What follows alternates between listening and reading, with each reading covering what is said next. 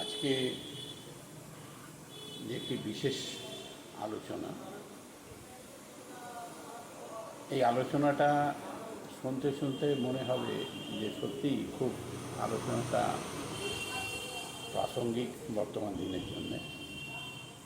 কারণ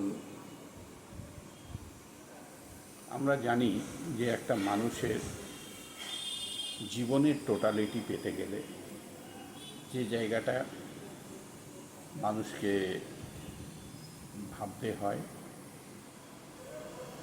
যে জায়গাটাকে মানুষকে তৈরি করতে হয় তার বেঁচে থাকার জন্যে, তার ব্যক্তিত্বের বিকাশ ঘটার পরে ব্যক্তিত্বকে একটা উন্নীত পর্যায়ে নিয়ে যাওয়ার জন্যে, সামাজিকভাবে উন্নীত পর্যায়ে নিয়ে যাওয়ার জন্যে যেটা সবচাইতে বেশি গুরুত্বপূর্ণ, সেটা হচ্ছে যে আপনাকে একটা সাকসেস পেতে গেলে শুধু বলবো না, প্রতিষ্ঠা পেতে গেলে শুধু বলবো না, একটা টোটাল ভালো মানুষ হওয়ার জন্যে যেটা দরকার হচ্ছে মানুষের কাছে গ্রহণযোগ্যতা পাওয়ার জন্য আপনাকে একটা পাওয়ার ব্যাংক তৈরি করতে হবে।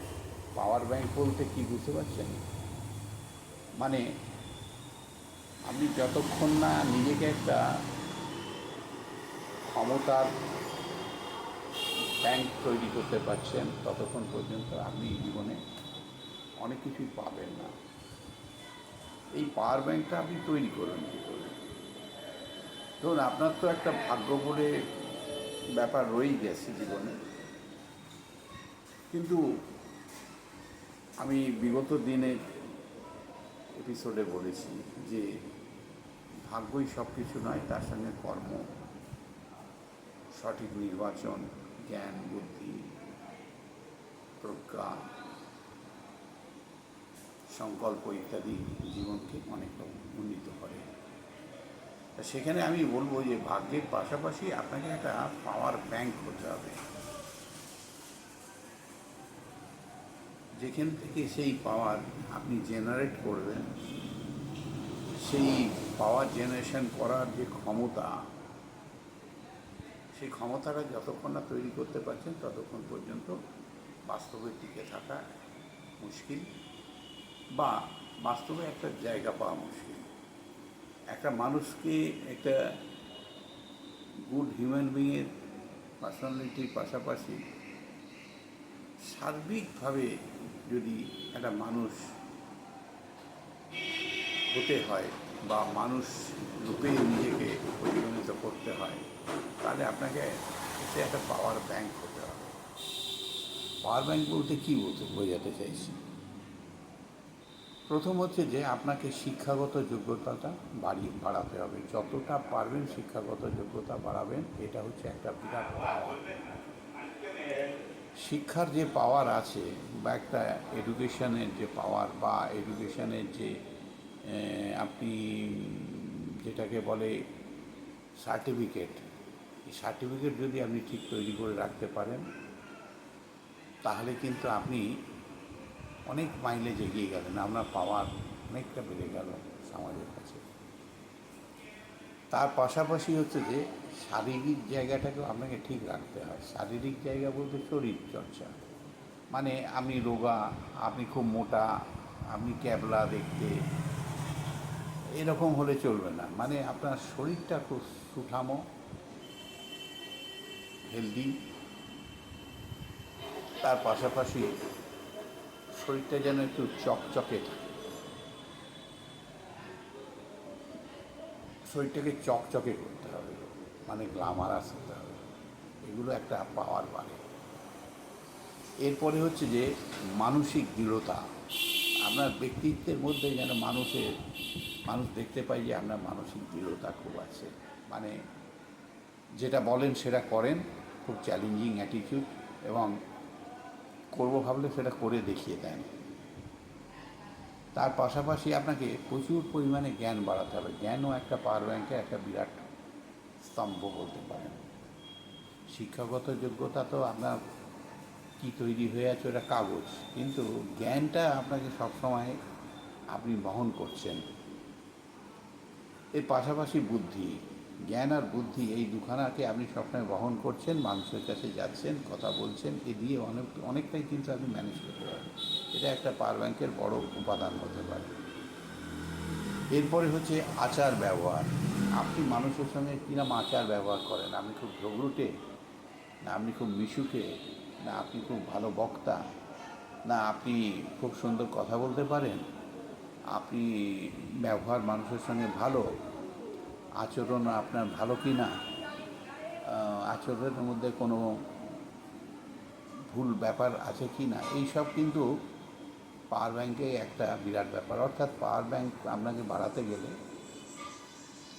পাওয়ার ব্যাংকের মানে আর কি ব্যালেন্সটা বাড়াতে গেলে আপনাকে কিন্তু আচার ব্যবহারের দিকটাও লক্ষ্য রাখতে হবে। তার পাশাপাশি চরিত্র, এই চরিত্রটা আমাদের একটা বিরাট বিরাট বড় একটা পাওয়ার ব্যাংকের মানে একটা সম্পদ বলতে পারে। চরিত্র যদি আপনার ঠিক থাকে বা চারিত্রিক কাঠামো ঠিক থাকে বা চরিত্র যদি আপনার ভালো বলে, লোকে যদি বলে ভালো, ভালো মানে কি, যে আপনি মেয়েদের পেছনে টুকটাক করেন না, আপনি মদ ফদ খুব একটা খান না, আপনি মানুষের সঙ্গে সুন্দরভাবে ব্যবহার করেন, ঠিকভাবে চলেন, আপনার চরিত্রের অন্যান্য দুর্বলতা নেই, এইগুলো যদি হয় তাহলে কিন্তু এই চরিত্রের জায়গাটা একটা বিরাট পাওয়ারফুল। এরপরে হচ্ছে নিয়মানুবর্তিতা।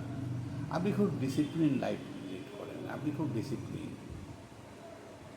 এইটাও কিন্তু মানুষ একটা বিরাট বড় পাওয়ার ব্যাংকের উপাদান হতে পারে। তারপরে হচ্ছে যে সময় অনুবর্তিতা, আপনি সব কিছু জিনিস সময়ের মধ্যে করে নিয়েছেন, এটাও কিন্তু একটা আপনার ব্যক্তিত্বের একটা ভালো করতে পারে। তারপর কথার মূল্য, কমিটেড, আপনি যে কথাটা দেন, যে কথাগুলো বলেন, সেগুলো কিন্তু আপনি করেন, এবং আপনি কথা দিলে সেটা করেন, পরে বলেন না যে ভুলে গেছি, বা আপনি বলেন না যে এটা মনে ছিল না, বা এটা আমার করা হয়ে ওঠেনি, এরকম হলে চলবে না। ব্যক্তিত্বটা খুব কমিটেড হতে হবে। এর পাশাপাশি কিছু কিছু চর্চা আমাদের জীবনে, আমরা এক্সট্রা কারিকুলাম অ্যাক্টিভিটিস, এগুলো গান বাজনা, আধ্যাত্মিক চর্চা, তারপর বিভিন্ন ধরনের এক্সট্রা কারিকুলাম অ্যাক্টিভিটিস, ভালো সাঁতার জানেন, ভালো পিয়ানো বাজাতে জানেন, এগুলো কিন্তু আমাদের পাওয়ার ব্যাংকের একটা ভালো উপাদান। মানে এইগুলো আপনাকে কিন্তু যতটা বাড়াতে পারবেন ভালো। এরপর হচ্ছে যে অর্থনৈতিক ক্ষমতা, এই অর্থনৈতিক ক্ষমতাও একটা পাওয়ার ব্যাংকে বিরাট বিরাট বড় উপাদান বলতে পারেন। আপনার যদি ইকোনমিক্যাল ব্যাকগ্রাউন্ড ভালো থাকে তাহলে কিন্তু আপনার পাওয়ার ডেভেলপ করছে, অনেক অনেক অনেক মাইলেজ আপনি পেয়ে যাচ্ছেন। অর্থাৎ ইকোনমিক্যাল জায়গাটা বা ইকোনমিক্যাল যোগ্যতা বা ক্ষমতা আপনার একটু থাকতে হবে, তাহলে এটা অনেকটা পাওয়ার ব্যাংকে পাওয়ার দিতে পারে। এরপর হচ্ছে পরিবারগত একটা গুডউইল, এটাও আপনার কিন্তু অনেকটা কাজে লাগে। তারপরে হচ্ছে যে রিলেশনশিপ, আপনার দেখা গেছে যে আপনার বহু জায়গায় বহু মানুষের সঙ্গে রিলেশনশিপ আছে, বিশেষ বিশেষ মানুষগুলোর সঙ্গে রিলেশনশিপ আছে, এগুলো কিন্তু আপনার ব্যক্তিত্বে একটা বড় জায়গা আছে।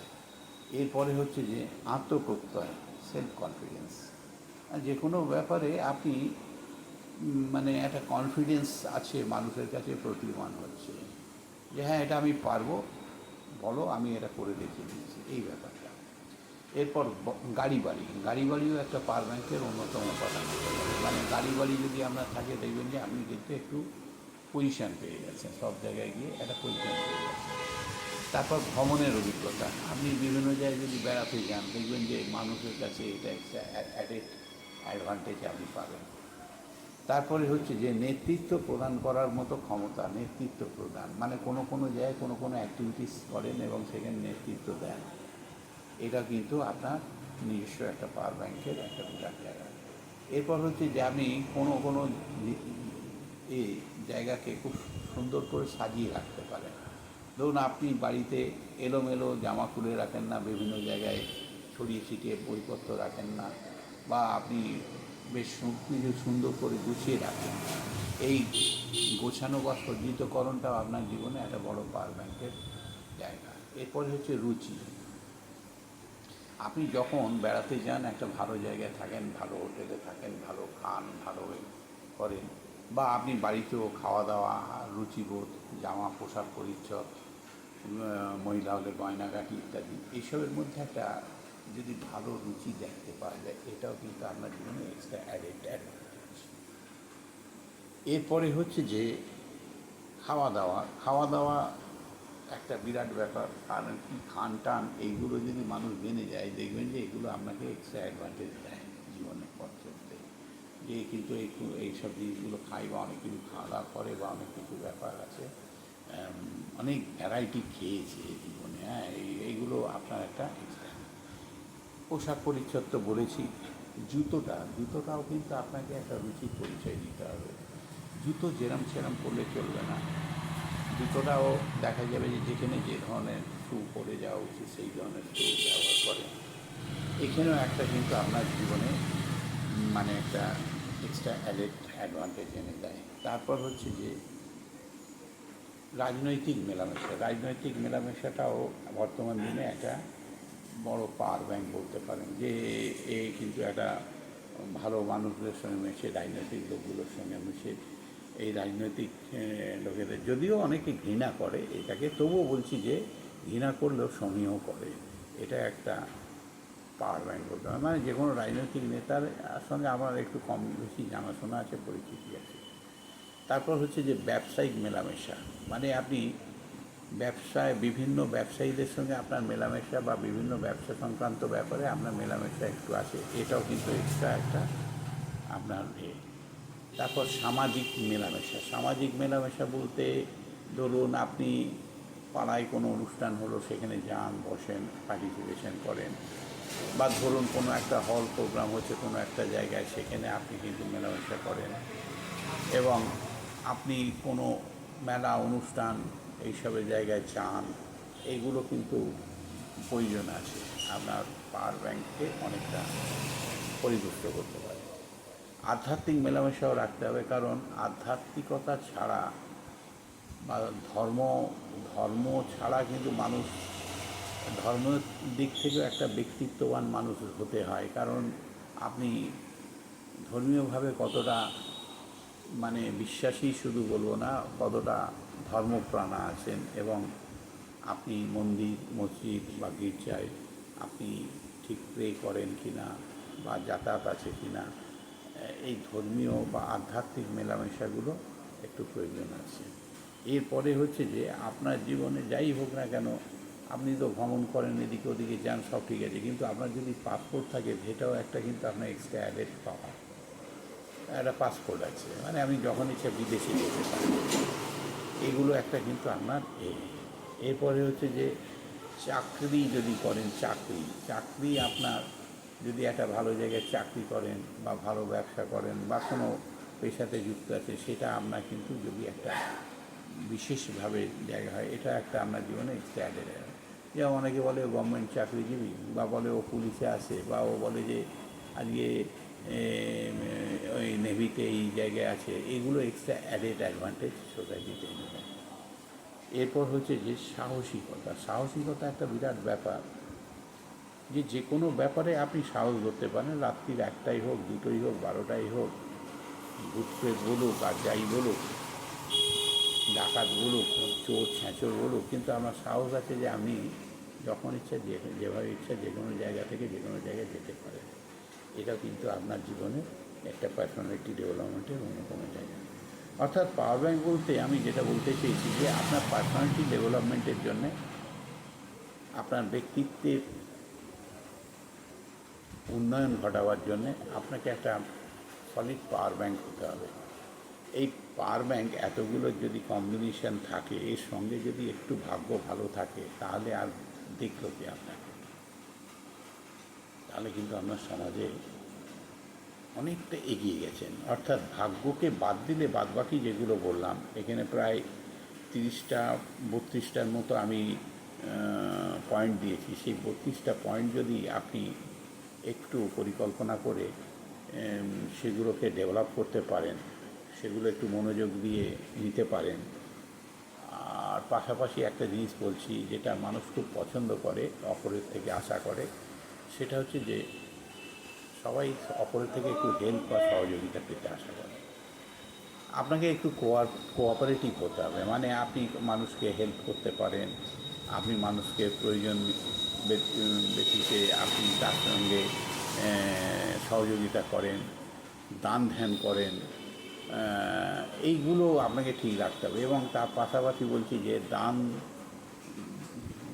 দেয়া এবং দান গ্রহণ করা দুটোই কিন্তু পবিত্র জিনিস, ভালো জিনিস, কিন্তু দান করার একটা জায়গাও যদি থাকে, এটাও কিন্তু আপনার একটা অ্যাডেড অ্যাডভান্টেজ। এর পাশাপাশি আমি যেটা বলবো, যে সার্বিকভাবে আপনাকে সৎ থাকতে হবে, মানে যেটাকে বলে যে সৎ, লোকটা খুব অনেস্ট, এই দগমা যেন থাকে, লোকটা খুব ভালো ব্যবহার, লোকটা খুব দয়ালু, লোকটা খুব ভদ্র, নম্র, এই ব্যাপারগুলো কিন্তু আপনার এক্সট্রা অ্যাডেড অ্যাডভান্টেজ। তার এতগুলো যোগ্যতার পাশেও দেখবেন যে ব্যবহারটা একটা মানুষের জীবনে বিরাট বড় ব্যাপার। অর্থাৎ ব্যবহারটা যেন প্রত্যেকের সঙ্গে ভালো রাখতে পারেন। একটা কথা আপনি মুখ দিয়ে বলে দিলেন, ছেড়ে দিলেন, বেরিয়ে গেল, আপনি পরে বললেন যে ওটা ভুল করে বেরিয়ে গেছে, আমাকে ক্ষমা করুন। মানুষ কিন্তু কেউ কাউকে কখনো ক্ষমা করে না। আপনার যখন মুখ থেকে বেরিয়ে গেছে, সেই কথাটা কিন্তু আবার ফিরে আসবে না। সেই জন্যে একটা কথা মাথায় রাখবেন, থিঙ্ক বিফোর ইউ স্পিক।